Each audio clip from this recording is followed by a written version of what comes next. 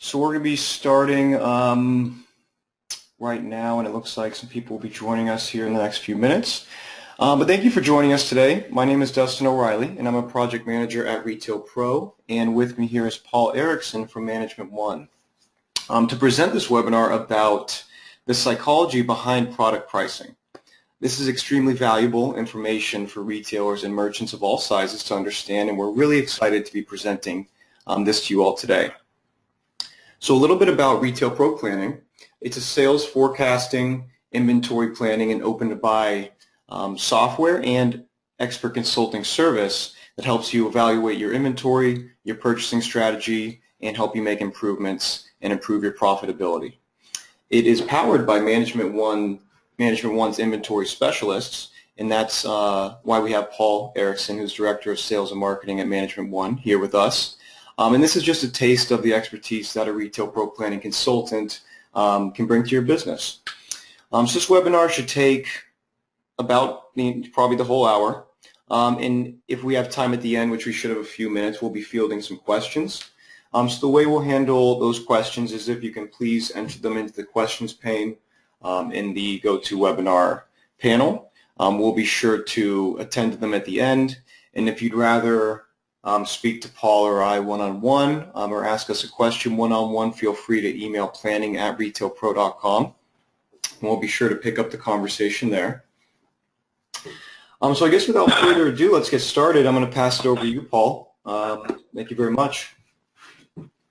Thanks, Dustin, and good morning, everybody. This is Paul Erickson with Management One and Retail Pro Planning. This is the first webinar in a series of webinars we have designed specifically for Retail Pro users on the key metrics of profitability in a retail store. We thought the first one, based on pricing, markup, markdown, would be an appropriate beginning, but we're going to be touching over the next several months on many other retail metrics like inventory turnover, return on inventory investment. The list goes on, and hopefully all of them will be, you'll find very interesting and informative. So let's get started with a quote. This actually is a quote from the Shark Tank. I would imagine a lot of the attendees on this call have watched Shark Tank over the years, and this quote is actually from my favorite shark. It says, "Retail is the siren song of the business world. It lures many, but is strewn with dead bodies." And if you haven't figured out who would be that cynical and negative about retail, you would have known that, yes, it is Kevin O'Leary or Mr. Wonderful. If those of you who watch Shark Tank know that anybody coming in trying to do a deal with the sharks that has any part of their idea, their business model has to do with brick and mortar retailing, Kevin O'Leary immediately dismisses them, tells them, "You're dead to me," and get out of the tank. There's no question Kevin O'Leary hates brick and mortar retail. He hates it with a passion. He hates the competition. He hates the margin. He hates the overhead. He hates the rent. He hates everything about it. And what we're going to do today is to show you why retail can be a lot more profitable by giving you some new ideas relative to how you price merchandise.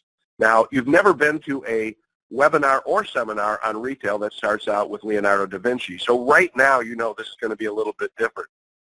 Now, Da Vinci said all our knowledge has its origin in our perceptions. Nothing in this world has really concrete meaning. At the end of the day, retail price is, for the customer, merely a perception, nothing more and nothing less. And so what we want to do over the next hour is to give you a better understanding of how our customers perceive prices and hopefully help you increase your initial markup where you can and take more effective discounts to decrease your markdowns but still have those markdowns be effective. So we're going to start out with pricing, the initial markup. I mean, I think when you look at retail, there are many outside influences that affect profitability and our bottom line, but really setting the right price is a crucial step towards achieving that profit.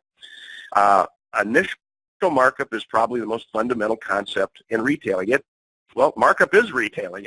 If you really think about it, our ability to buy goods, add markup, and then resell them is what retail is all about. And, you know, obviously without markup, there'd be no paying of our expenses, advertising. In fact, there'd be no profit at all. So what I would like to do now is challenge everyone that is attending this webinar. Are you looking at increasing your initial markup as a way to increase your margins in your store? So let's go back in time a little bit. I'm an old guy. I've been in retail my entire life. I remember that doubling the cost paid for merchandise was once the rule for how we price products. It was referred to as keystone markup. Now, keystone markup is no longer used as often as it once was because of overhead considerations. But why did we just, back in the 70s and 80s, just double the cost? And what does the term keystone markup really mean, and how did it originate? The term keystone markup has been around so long that there is practically no definitive answers on where it came from. So, of course, I wanted some answers, and so I called the National Retail Federation in New York and see if they could tell me about this concept of just doubling the price called keystone. And according to the NRF, there used to be an actual markup key on the very early days of cash registers. Now, this practice predated individually ticketed items, and pricing in the 19th century we're talking about was oftentimes handled right at the point of sale. And if they doubled the price, they put in the cost, hit K, and it would double the price and the sale. Now, it's interesting, a little bit of retail history is prior to the end of the 19th century, Timothy Eaton pioneered a radical new concept called fixed pricing. Timothy Eaton was in Canada. And fixed pricing meant that every item in the Eaton stores in Canada would have a price on it. That's a radical new idea. Here's the price. Because before that, what would happen is bartering was actually very common in retail prior to Timothy Eaton's radical new concept. So this whole idea of initial markup, over the years I've asked retailers to define how they come up with their initial markup, particularly those areas where we have a little bit of an open playing field. I'm not talking about things that we have to be competitive with our competition or that can readily be bought online, where we have a little more of an open playing field. And the answers that I get are always quite interesting, and they run the gamut from, oh, I double the cost and then I add $1. I would ask that retailer on everything, and they go, yes. So if you paid $5 for it, you marked it $11. If you paid $50 for it, you marked it $101. And they get a little defensive. They go, yes, I know it seems crazy, but it seems to work for me. And then, of course, there's the multiplier of 2.2 or 2.3 as an example. Or asked why that item was ticketed at that specific price. Then they would sometimes say, well, that's what I always price it at, and they dismiss me. But a little bit more on that later in the webinar. I think if we listen to these answers, it would lead anyone to believe that that most retailers truly can't explain what initial markup is intended to cover, because you have to have enough initial markup to give us the profit that we desire at the end of the year. So there are three key elements that initial markup must satisfy. The first one is your markdowns. How many markdowns that you can take over the course of the year as a percent to your sales that will still lead you to profitability. The second is your overhead, your rent, your payroll, all the other operating costs besides inventory as a percent to sales. And the last element that initial markup must cover is it has to be high enough that we can get us to our desired net profit goal. Now, there's actually a formula that you can throw in there, and it looks a little bit like this. It's markdown percentage plus operating expense percentage plus net profit goal percentage divided by 100% plus markdown percentage. This is a great example of why I don't throw formulas in my webinars very often. But let's put some numbers in there and see what it looks like. So let's say our markdowns that we believe that we can budget that is an allowable markdown percentage over the course of the year is 20% to sales, retail markdowns. Then let's say our overhead, everything but the merchandise, rent, payroll, etc., is about 40% to sales. And let's say our desired net profit at the end of the year is 6% to sales. Well, we throw those percentages in the formula, and we come up with 0.55. Or what that's saying is, if you're going to take 20% markdowns, and if your overhead's 40 and you want to make 6%, your initial markup must be 55% of the retail price markup. Must be. So now we've got a goal, we know where we need to be. So let's take a look at 55% markup at 20%. You can see that on, let's say, $1 million business. And you can see it gets us to 6% on the right. But let's say we didn't do that formula, and our initial markup at the end of the year was 52.5. With 20% markdowns, our gross profit or maintained markup drops to 43. Expenses are still at 40, which means our net profit is 3% as opposed to 6. Now, when you look at that, that's pretty interesting, because a 2.5% increase from 52.5 to 55 increases the net profit by 3 points. These are very, very common percentages, by the way. I didn't jerry-rig this just to make this look interesting. But what it does tell us is that every nickel, dollar, shekel, peso, euro, pound that we can increase our initial markup just a little bit will be taking an express elevator right down to your bottom line. So this is important, and we need to have an open mind. Let's talk about an item at 52.5% and an item at 55%. 52.5% is I paid $9 for it and I marked it 19. 55% is I paid $9 for it and I marked it $19.99 or $19.90. They'll all get us to 55. In this example, 90 cents or 99 cents increases our profit at the end of the year by double. Our brain processes $20 versus $19.90 as different values. This is because every study done on this for decades has shown that the consumer rounds down. Our brain says $19.90 is $19, which is cheaper than $20. Retail is really full of a lot of gray. There's very little black and white in retail. This is one of them, and this is a fact. The customer always rounds down. A very, very important fact to get your initial markup higher. Now, not everything should be priced at 90 cents or 50 cents or certainly 99 cents. On the opposite of this, of rounding down, is what we call prestige pricing. Now, prestige pricing involves making all the numerical values actually into rounded figures, like 99, 90 really is better at 100. This means that the rounded number in prestige pricing feels right to the customer because the purchase is being driven by feelings, and the price is processed in our brain more quickly. I'll give you an example. Consumers are more inclined to buy a bottle of champagne when it was priced at $80 rather than $79.50.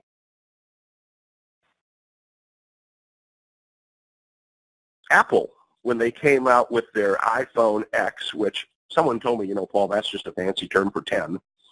But they made headlines when they announced that last year, because the range of $999 to $1,149 were significantly higher than the two other models announced, the iPhone 8 and the iPhone 8 Plus. X's price is noteworthy as it approaches and then breaches the $1,000 threshold.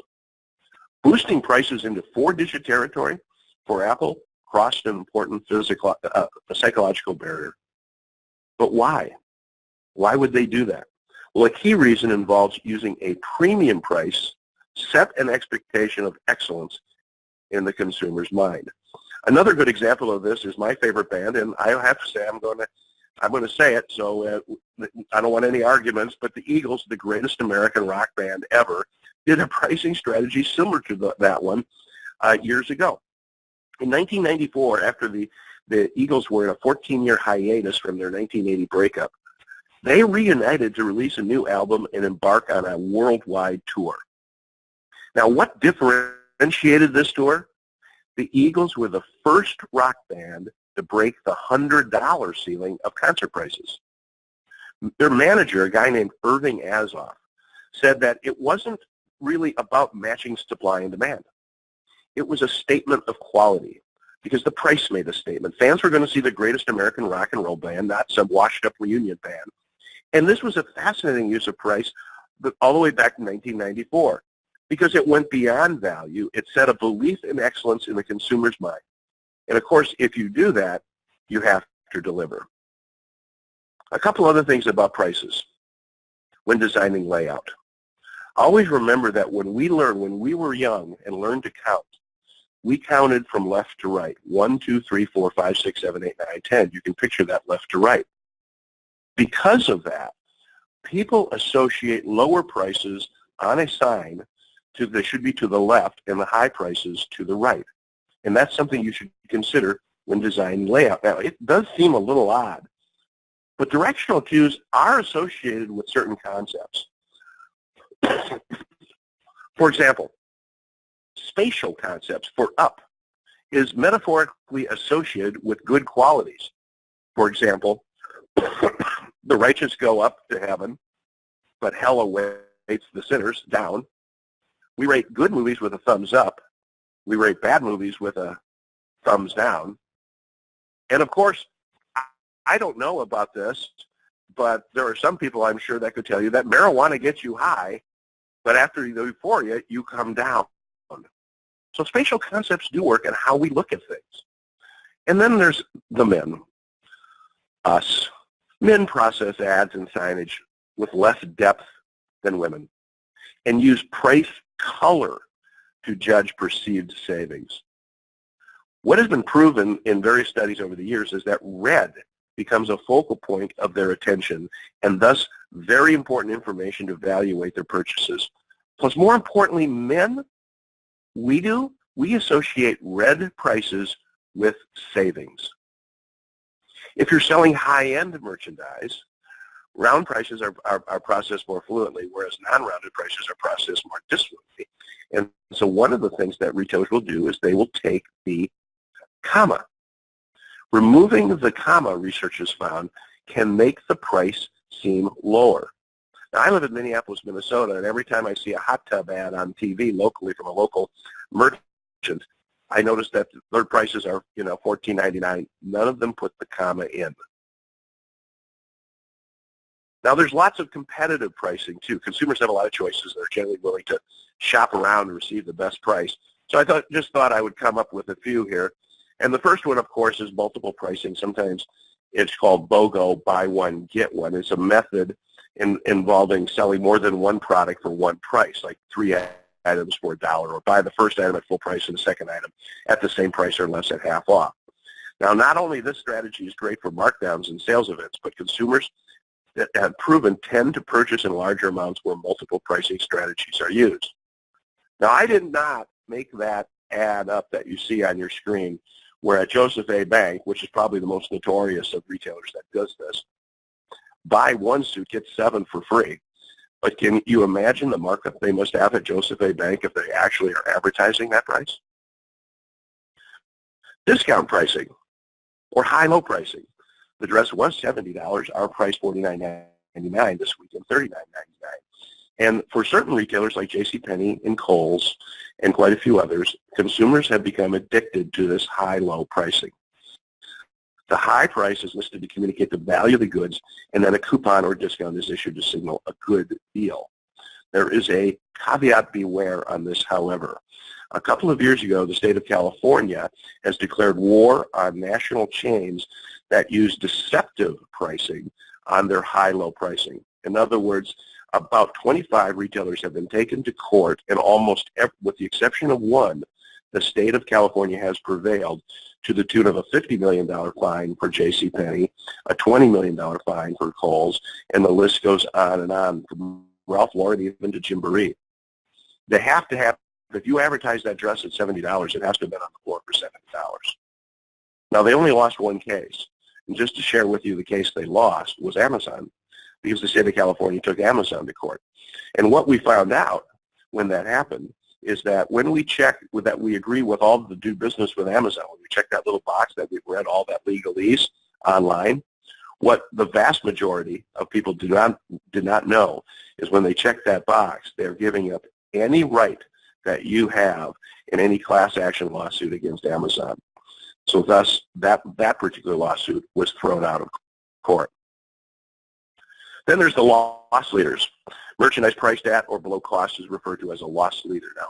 Retailers don't make a profit on those discounted items, but the strategy is the consumer is going to purchase other products at higher margins during the visit to the store. Here's the caveat on that. Make sure you have enough of the loss leader. Nothing is going to get your customer more upset than if you're advertising $29 iPads and you run out after 30 minutes. And then I think, obviously, know your competition. The most basic competitive pricing is simply knowing your competition and how they're pricing their products. And we need to examine the vendors' channels of distribution area, not only in other brick-and-mortar stores, but what's available online. Know where your merchandise is in competition and price accordingly. And last but not least is customer service. Outstanding customer service can mitigate any kind of pricing issues that a retailer has. Now, also, I would recommend that we steer clear of cost-based pricing. Now, this is very, very important. Cost-based pricing is what I call allowing the retail price to be set by the cost. So let me give you an example of exactly what I am referring to. Let's say Dustin and we have a store, and we go to a trade show. We sit down at a booth of a new company that we haven't done business before, and they show us the line. And we like it. And we see a widget that we really like. Now, the widget is not readily available online. The widget is not something that would be shopped as an item for price by our consumer. No one carries the widget in our community. So we a little bit have an open playing field in terms of what we can price it. So Dustin and I look at each other and we go, we like this very much. What's the next thing Dustin and I do? We ask the salesman how much. This is where it all goes bad, because we shouldn't do that. Instead of asking and knowing the cost, Dustin and I should say, what can we sell this for? And so we decide on that widget that we'll sell it for $49. And then Dustin says, Paul, why don't we sell it for $49.50? Because no one's going to care about the 50 cents, but it'll help our margins. So we agree. Now we ask what the cost price is, and the salesman tells us it's $9. Let's be honest with ourselves. If we knew the price was $9, we would have priced it $29.50 and thought we were stealing it.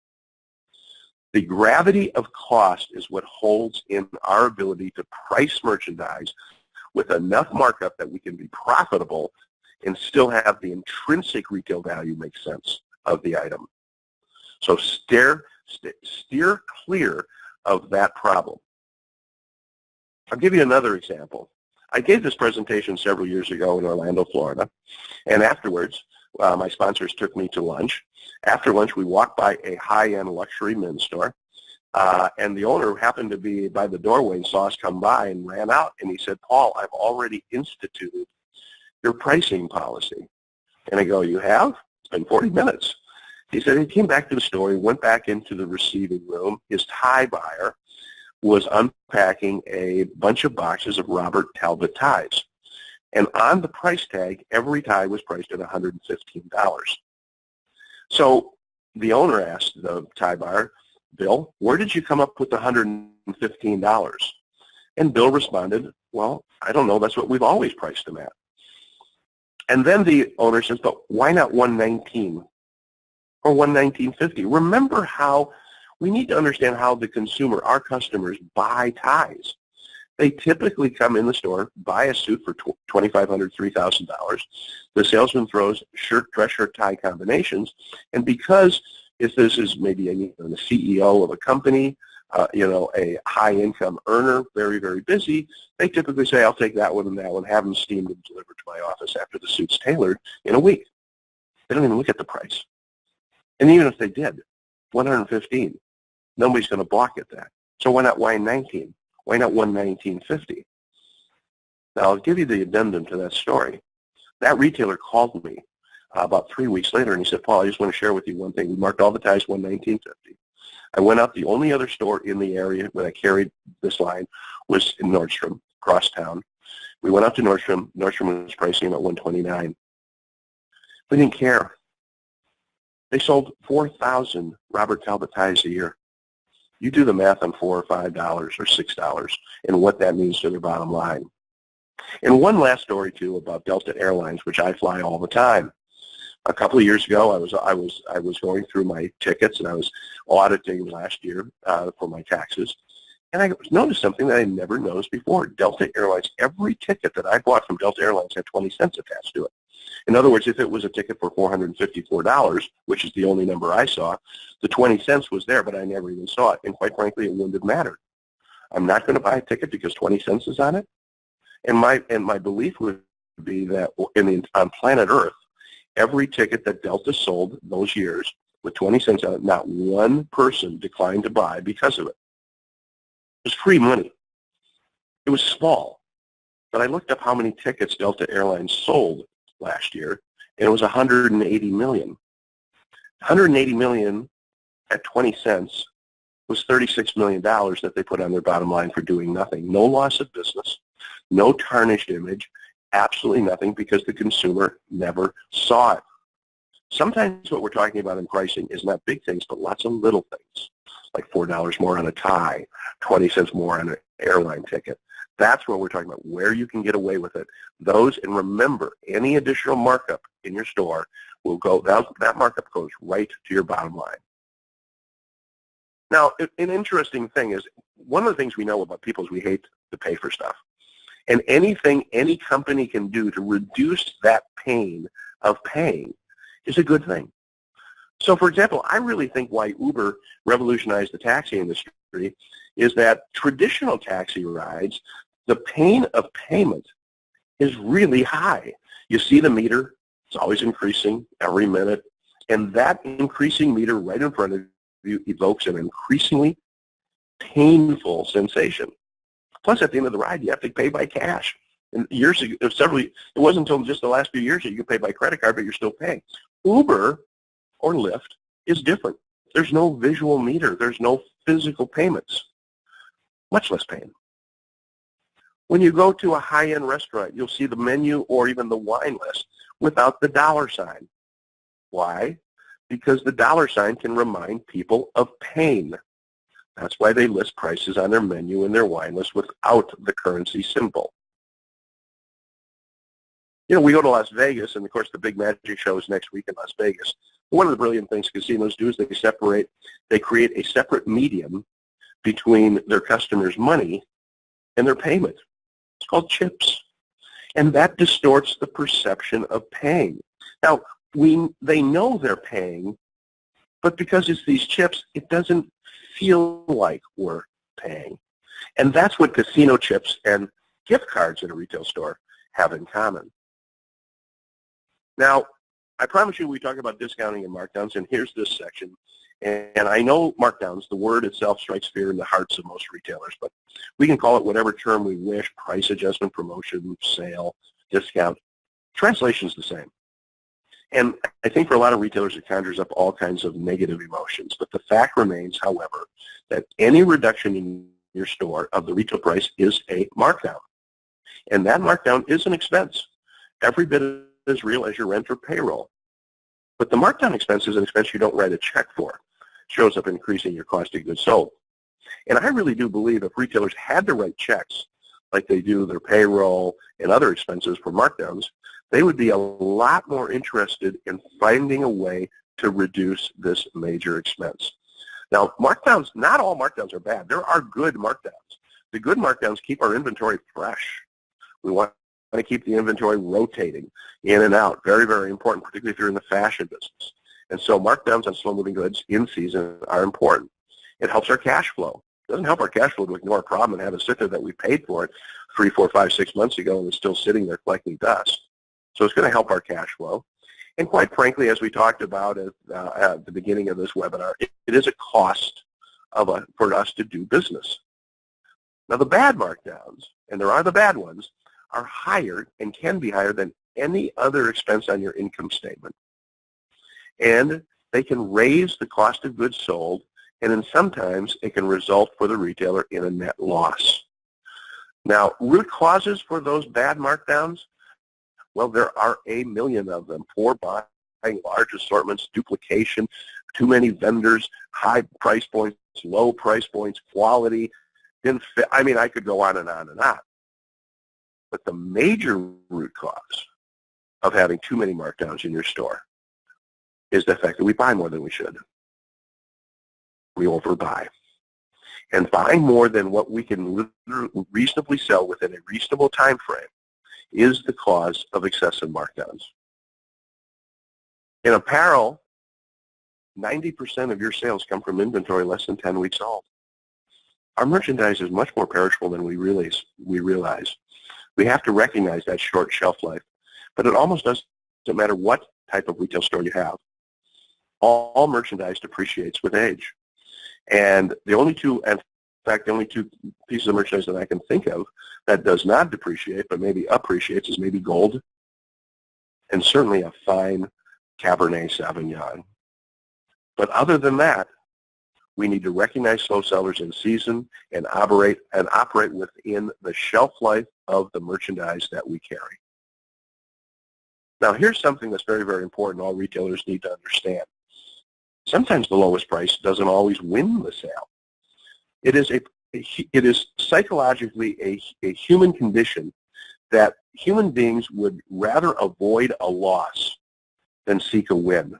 We hate losing as people, and we will reward retailers who not eliminate but reduce that idea that we're going to lose.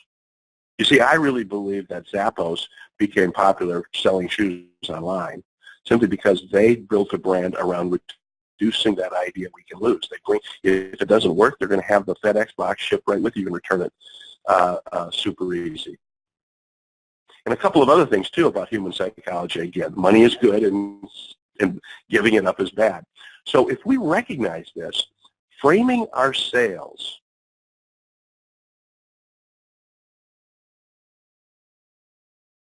around how much against how much you're spending, save makes customers see how much they saved.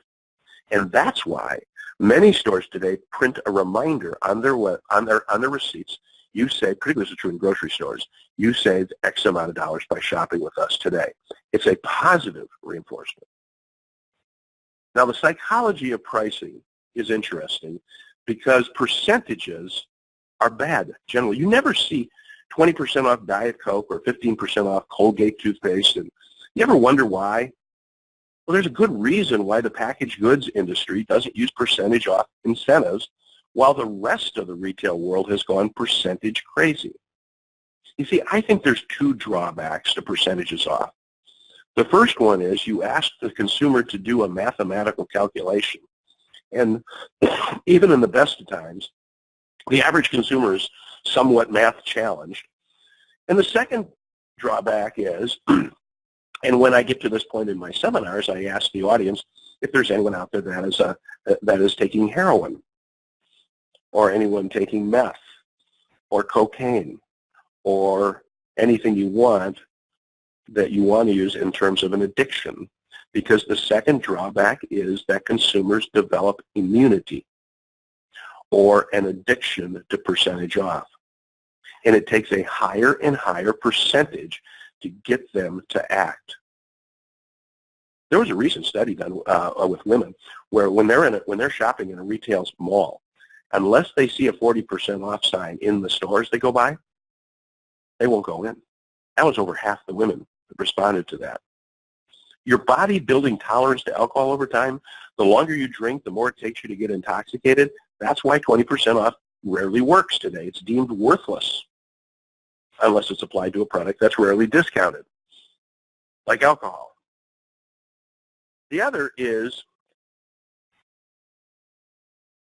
coupons. A $25 coupon has more motivation than 25% off coupon. Why?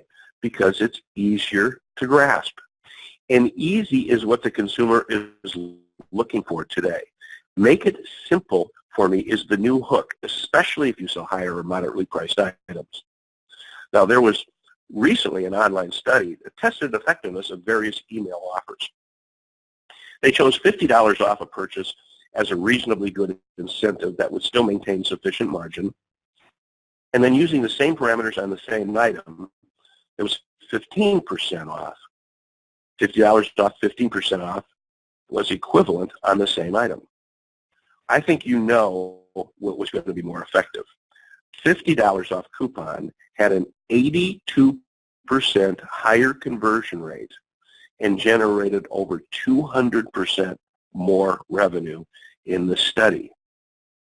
Easy to grasp. Simple is the new hook. This is a positive. We're saving this much. Now, like everything in life, there are rules, and certainly we have rules for our markdowns. So let's just go through a few. Number one rule is we should know how many we can take, and we should plan for them.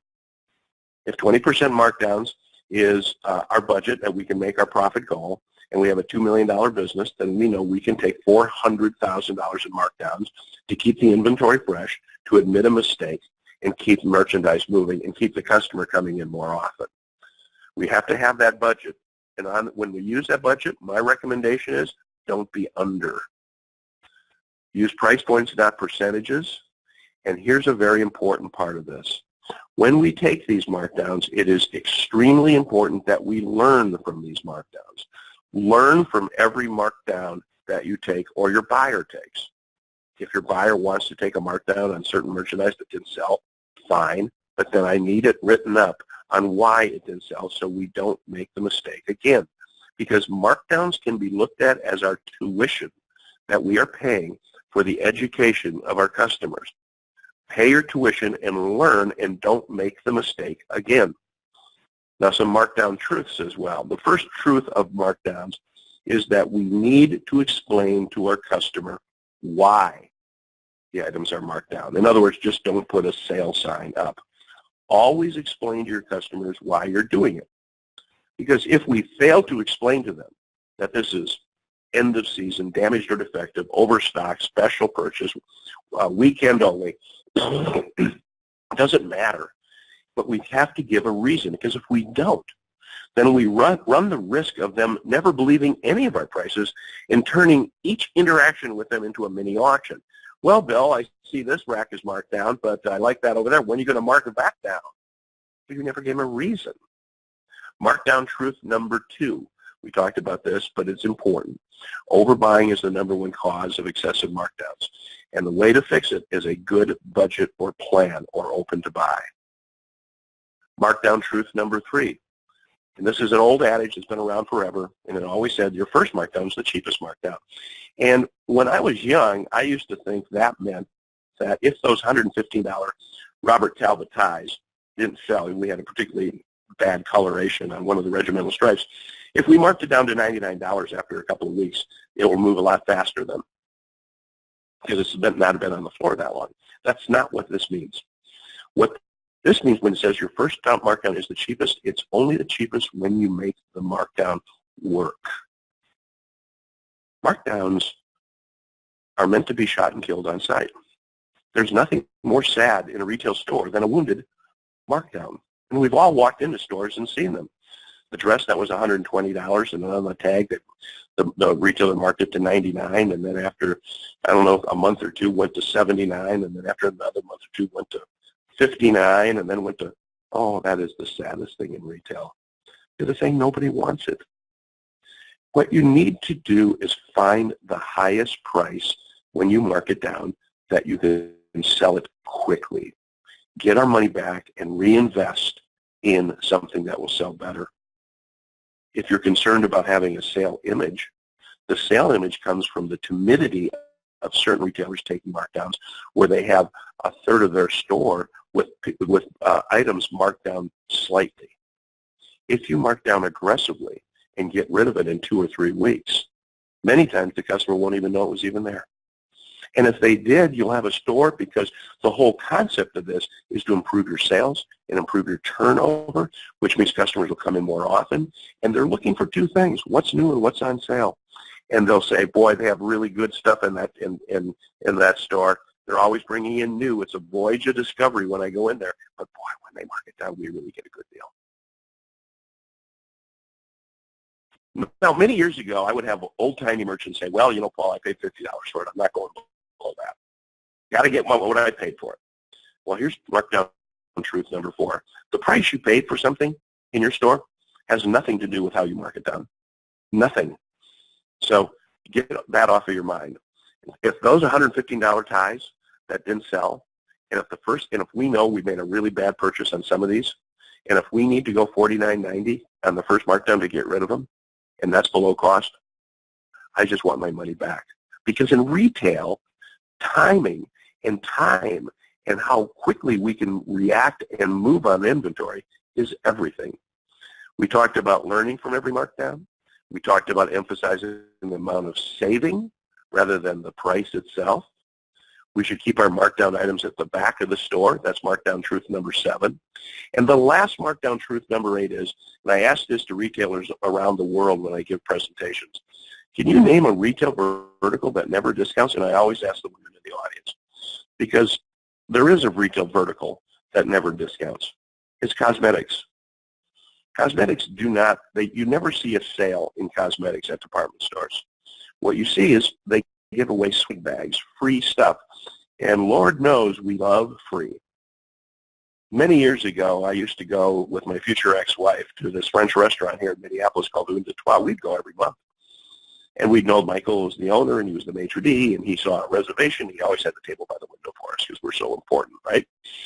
And then he snapped his fingers, and everybody get everything ready, and we sit down, and what would show up? A free bottle of wine every time. I thought I was such a big shot. Oh, my God, Michael, this is great. Nobody else gets free wine except for us. I'd spend probably $200 every single time we were there, and I got a $10 bottle of wine for free. Sometimes when you have problems with merchandise, it's almost a better bet to give it away to your customers as a gift. You'll get more mileage than trying to mark it down 80% off. So sometimes free can be an important hook that gives you because the big boys, they can't do that. But sometimes it's important that you can do it. So I want to thank everybody. Dustin, how long did we take on that one? I wasn't even timing it. But we tried to come in under an hour. You know, I think we came in about 15 minutes under an hour. All right.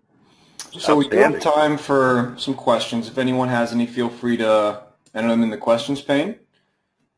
And we'll make sure to answer them. Also, feel free to reach out to us at planning@retailpro.com, and we're happy to have a discussion one-on-one or answer some questions one-on-one as well. Anything you'd like to mention at the end, Paul? Well, I'm hoping that that everybody attends all of the educational series that we're going to be doing with Retail Pro. This is just the first one. We're going to go on various other topics, from the whole idea of inventory turnover, how to plan your purchases more effectively, how to make sure that we're not missing business with our inventory, and how to analyze that. So we've got a whole host of retail metric webinars, very, very similar to this first one, which was essentially about marking up and marking down.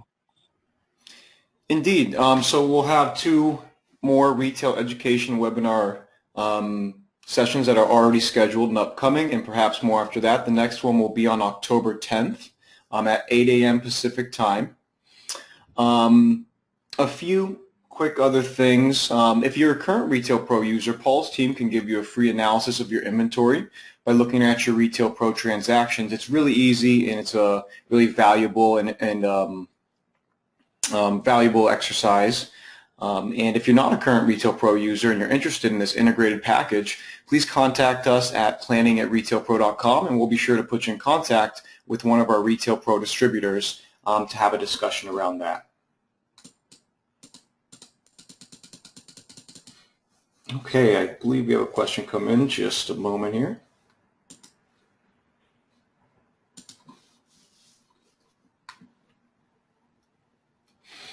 So we will have a link to the recording of the webinar, which we'll send out as soon as we can. So you will be able to watch a recording of this soon enough. And Paul, should we send out the slides as well? Sure, absolutely. So everybody on the call will get these slides. I know you were busily writing that formula down at the beginning of the webinar, but we'll send you the slides so you can it'll remain fresh in your mind. And please don't hesitate to contact either Dustin or I. Would love to talk to you about your business. We're not going to try to sell you anything. We're just going to try to help you if you have some concerns about what's happening today in retail and how you can overcome some of the problems. Perfect. We did have an interesting question come in, Paul, if you could take this. how can you offer markdowns on luxury brands without affecting the prestige with online specific brands? Well, I think that there's been some really good luxury merchants that I know of that would treat their sale customers with respect. In other words, I was told by this gentleman that I have two different customers. I have a full price customer, and my full price customer actually doesn't want it on sale. If you mark it on sale to him, it means that no one else wanted it, so why would I want it?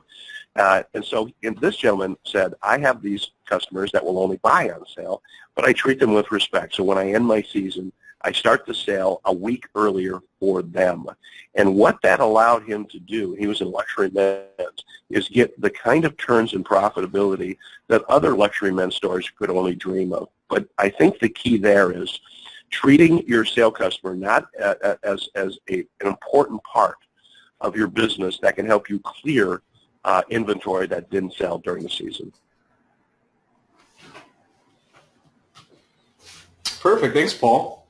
So we don't have any other questions at the moment, so we will be concluding. If we see any other questions pop up in the next 30 seconds or so, we'll be sure to get to those as well.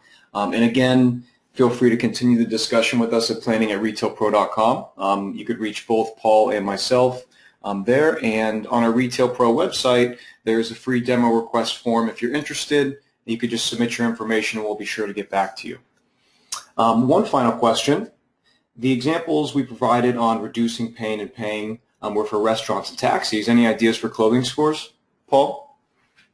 Yeah, that was I get that question a lot, and you know, I only use those examples because they're such obvious examples.